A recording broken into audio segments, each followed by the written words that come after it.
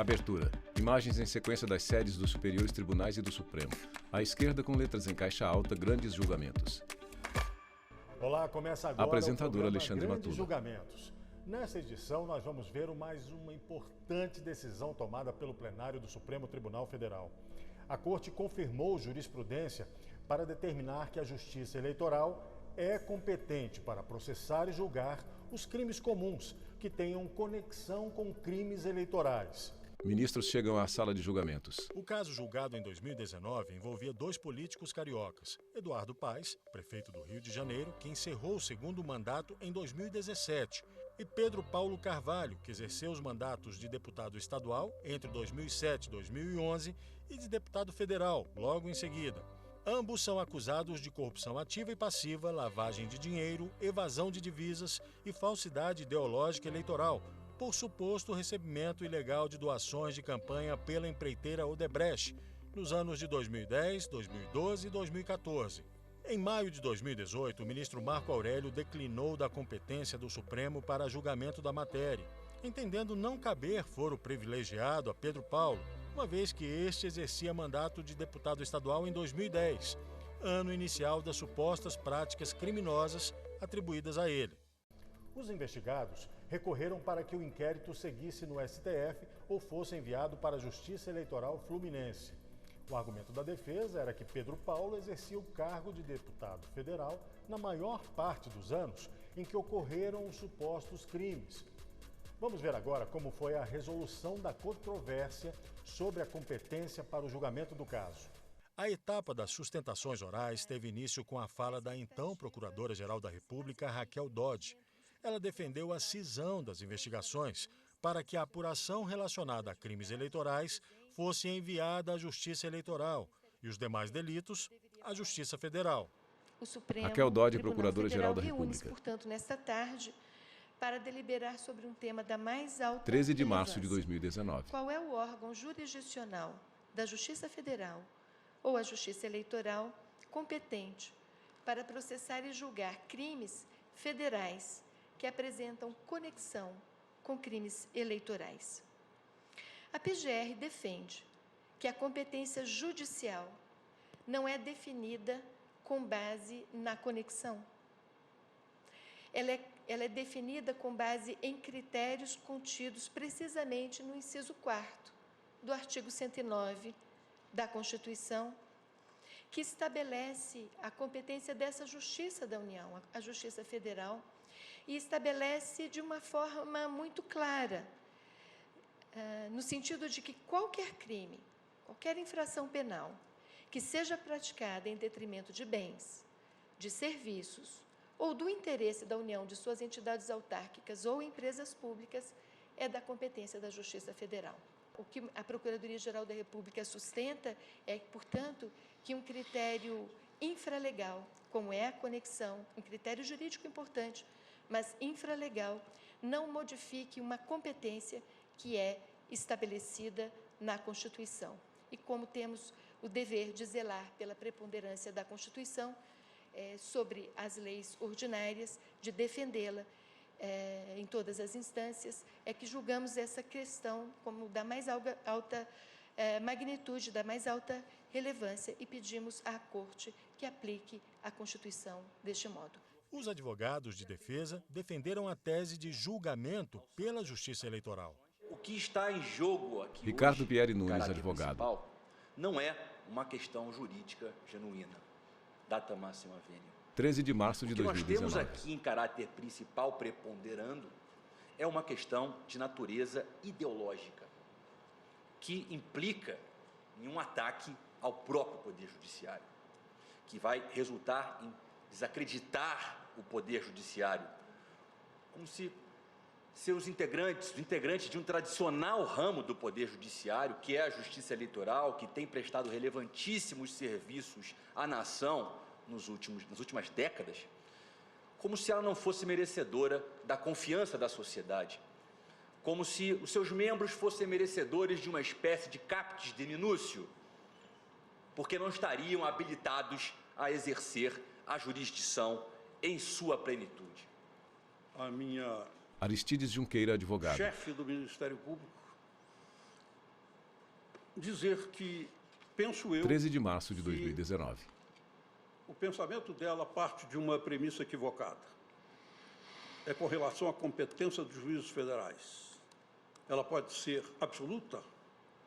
Seria absoluta se no texto constitucional tivesse escrito com exclusividade, e essa palavra não tem. Diz que compete a eles, aos juízes federais, julgar os crimes daquela forma que está no artigo 109, parágrafo, inciso 4. Pois bem, diz a Constituição também no seu artigo 121, caput, lei complementar disporá sobre a organização e competência dos tribunais, dos juízes de direito, das juntas eleitorais. Ora, é jurisprudência tranquila dessa casa, desde 1988, que a lei complementar que a Constituição fala é o nosso Código Eleitoral, que foi recebido pela Constituição como lei complementar.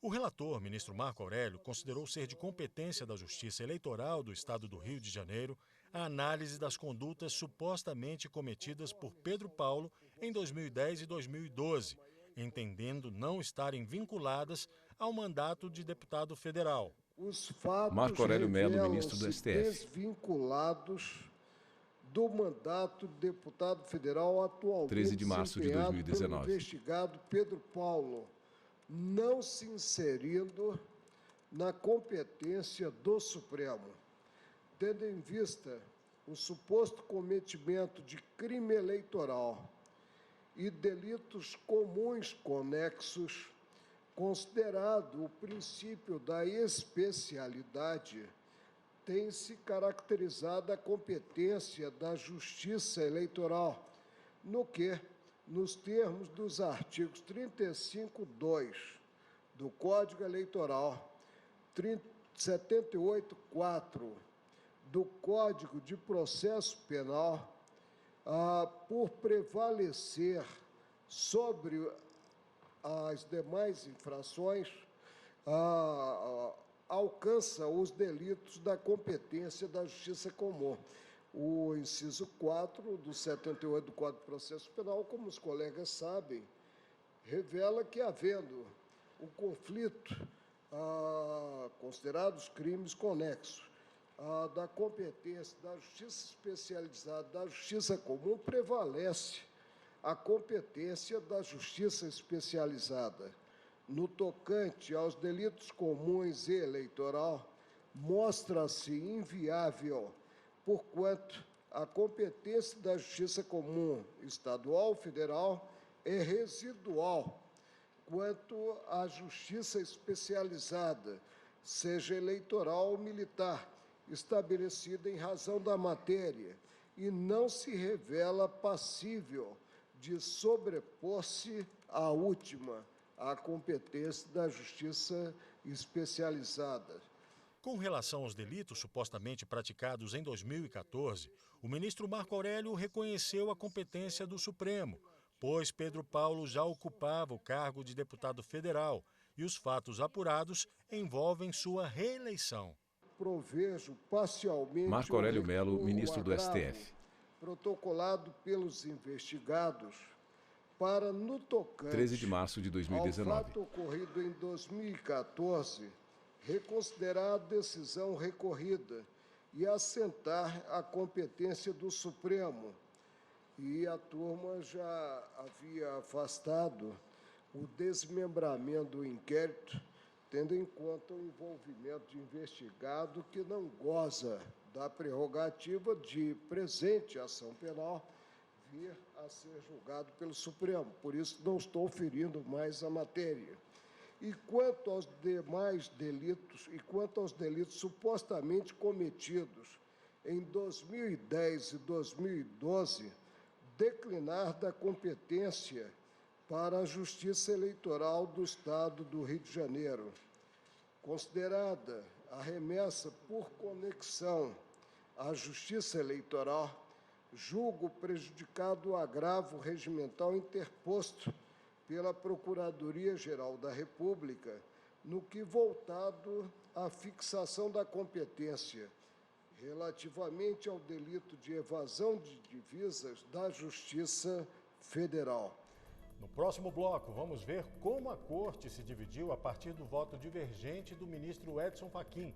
Grandes Julgamentos volta já já. É só um minuto. Vinheta de intervalo. Imagens em sequência das sedes dos superiores tribunais e do Supremo. À esquerda, com letras em caixa alta, Grandes Julgamentos.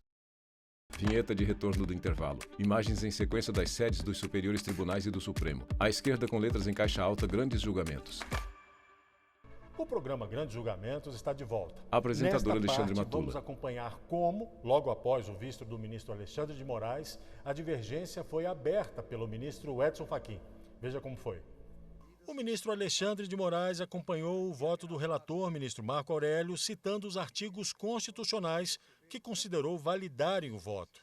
Presidente, aqui a questão de ordem, a questão... Alexandre de Moraes, ministro do STF. Diz respeito a uma interpretação realmente constitucional. 13 de março de 2019. 109 ou o artigo 121.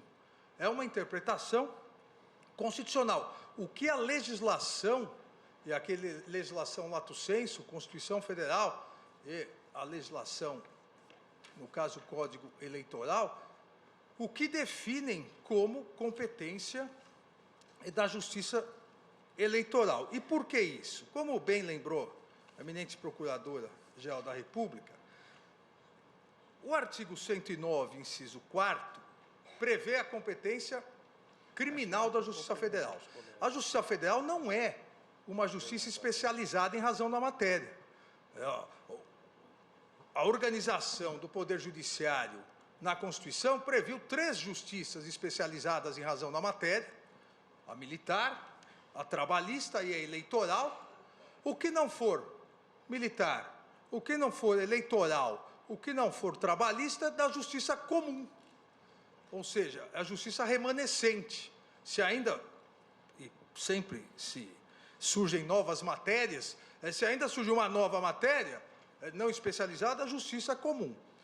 A partir disso, a justiça comum, que ela se divide é porque, quando há o interesse da União, e os artigos 108 e 109 da Constituição disciplinam esse interesse, ao invés da justiça estadual, e dá o tema, não importa o tema da justiça comum irá para a Justiça Federal. O ministro Edson Fachin foi o primeiro a divergir, considerando não haver competência alguma para o STF neste caso.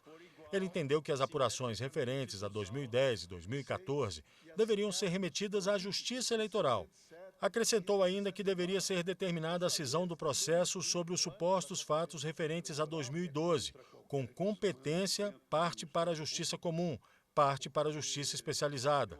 Os fatos narrados se encontram destacados no Edson tempo, Fachin, ministro do STF. encontrando-se em cada um deles peculiaridades no que diz respeito às circunstâncias 13 de março das de supostas 2019. práticas delitivas, o que evidencia, em meu modo de ver, ao menos em princípio, a ausência de quaisquer das causas elencadas no artigo 76 do Código de Processo Penal, que demandaria, por conexão ou continência, a apuração conjunta, e entendo que não é a hipótese.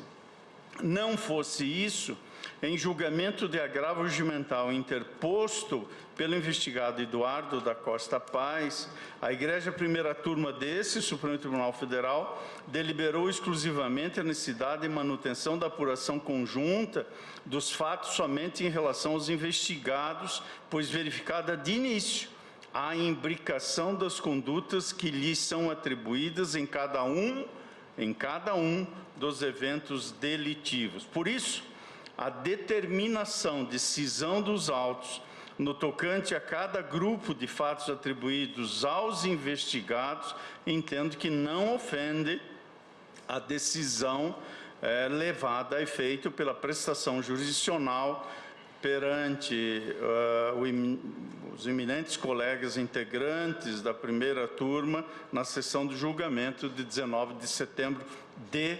2017. Portanto, como premissa, senhor presidente, assento a viabilidade da cisão das investigações no que diz respeito aos fatos praticados nos anos 2010, 2012 e 2014, precisamente autorizado pela faculdade do artigo 80 do Código de Processo Penal, que, em meu modo de ver, não traduz nenhuma ofensa a qualquer garantia processual constitucional.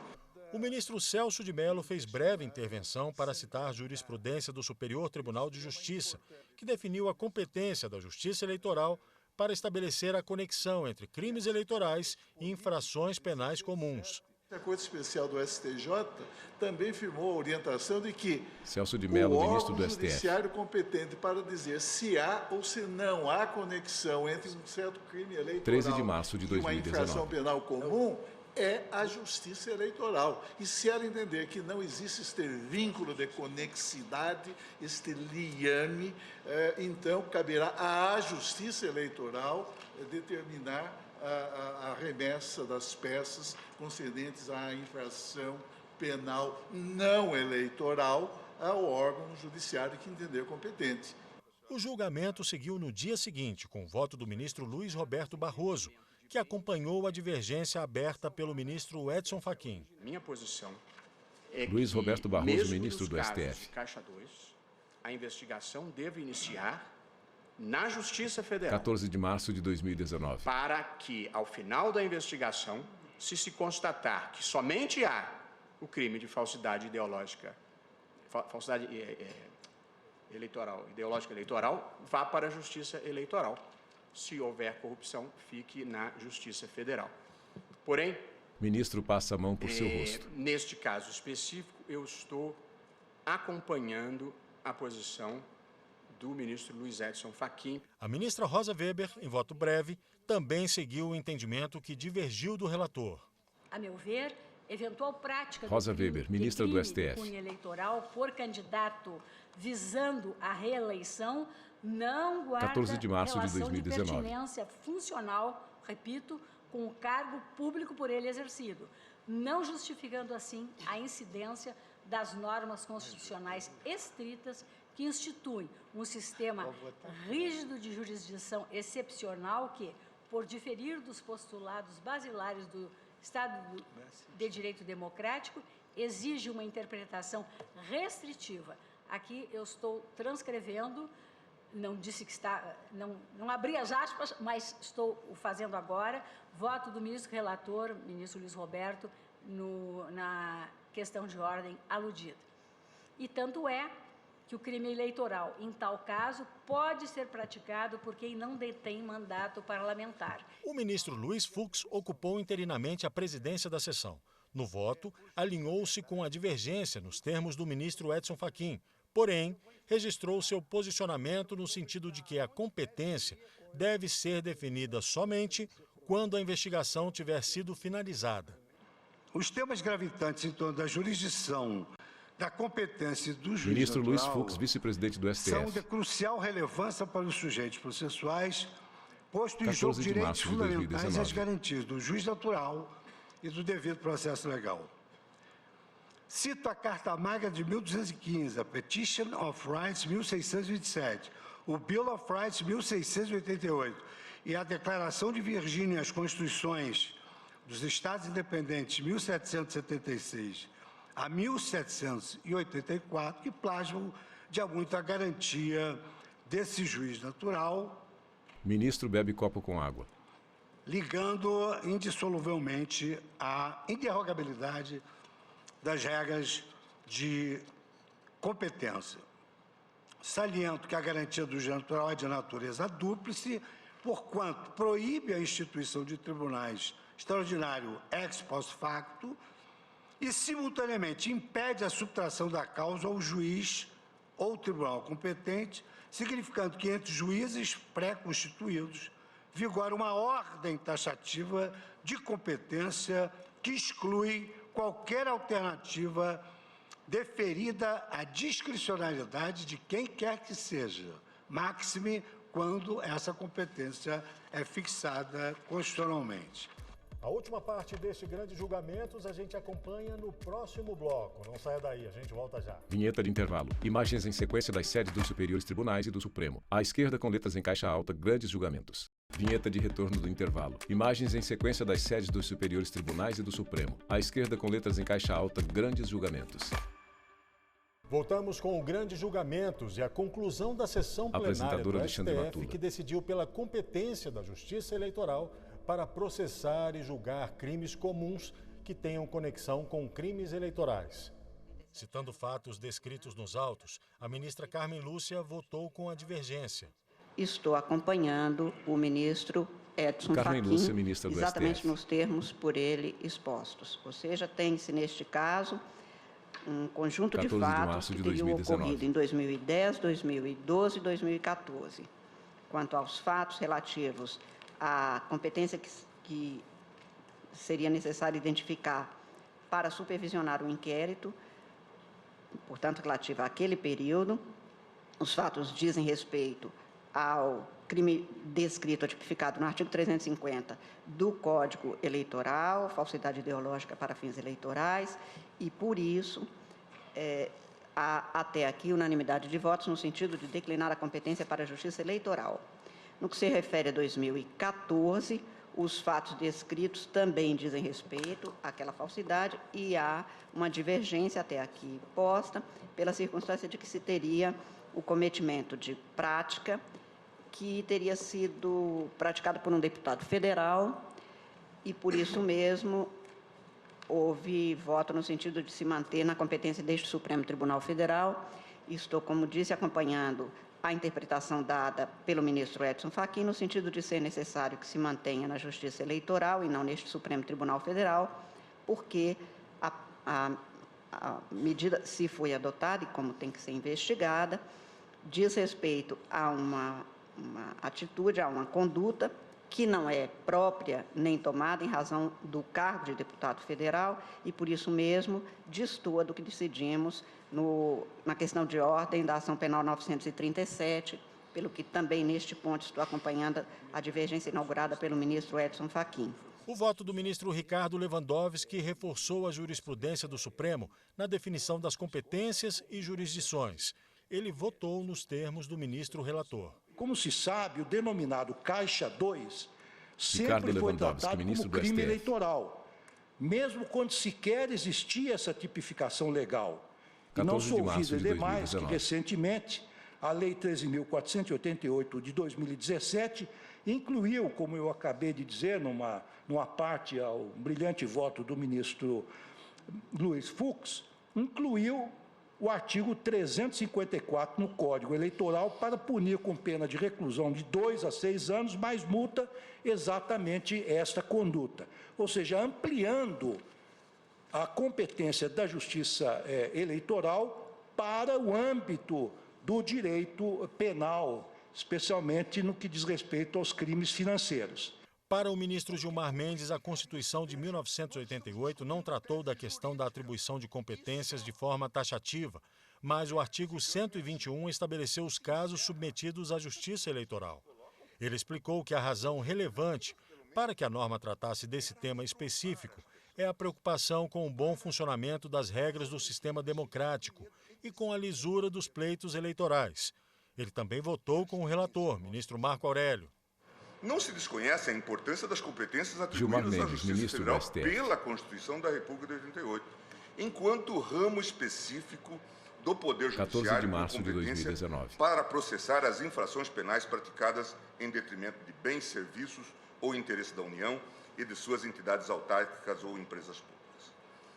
A norma do artigo 109.4 da Constituição possui uma evidente preocupação com questões federativas, estabelecendo um corpo próprio de juízes vinculados à União para julgar crimes e infrações que afetem seus bens, serviços e interesses. Estou citando um artigo de Rodrigo Mudrovich e outros sobre a conexão entre crimes eleitorais e federais. Desta feita, afasta-se qualquer tipo de suspeitas ou interferências locais de agentes e juízes vinculados aos Estados-membros sobre crimes e questões envolvendo o interesse nacional. Contudo, há uma ratio igualmente relevante sob o ponto de vista constitucional para atribuição à Justiça Eleitoral da competência para julgamento dos crimes eleitorais e conexos, que é a preocupação com o bom funcionamento das regras do sistema democrático e com a lisura dos pleitos eleitorais, apurando eventuais condutas que afetem indevidamente esses princípios e valores estampados no artigo 1º e 4º, princípio democrático combinado com o artigo 14, soberania popular e sufrágio universal, com voto direto, secreto e com igual valor para todos, por exemplo. Também acompanhando o relator, o então decano do Supremo, ministro Celso de Mello, destacou que o entendimento da Corte tem sido muito claro, com base na Constituição. E o Supremo Tribunal Federal tem plena consciência, senhor presidente, Celso de Mello, que não ministro faltarão do STF. meios para a Justiça Eleitoral bem realizar e desempenhar os encargos que lhe competem na esfera penal, presente esse contexto que veio de mencionar. Sendo assim, senhor presidente, com suporte nas razões expostas, com apoio ainda no voto do eminente relator, cujos fundamentos acolho, eu peço vênia, senhor presidente, para dar parcial provimento ao recurso de agravo interposto pelos ora recorrentes, fazendo nos exatos limites indicados no doutíssimo voto proferido pelo eminente ministro Marco Aurélio. Ao final, coube ao ministro Dias Toffoli, então presidente do Supremo, o voto de desempate, nos termos do voto do relator. O meu voto, diante do adiantado da hora, será simplesmente reiterar os votos que eu já proferi do ponto de vista técnico-jurídico na linha da jurisprudência que existia nesta Corte 14 de março anteriormente de 2019. à minha própria posse. Ratifico os argumentos lá lançados e, nesse sentido, pedindo vênia à douta divergência que proferiu na voz dos ministros que assim votaram, a partir do ministro Luiz Edson Fachin, brilhantes e fundamentados votos, mas peço vênia para seguir a minha posição, desde que aqui cheguei, na linha de manter a jurisprudência do Supremo Tribunal Federal. Por isso eu acompanho o relator.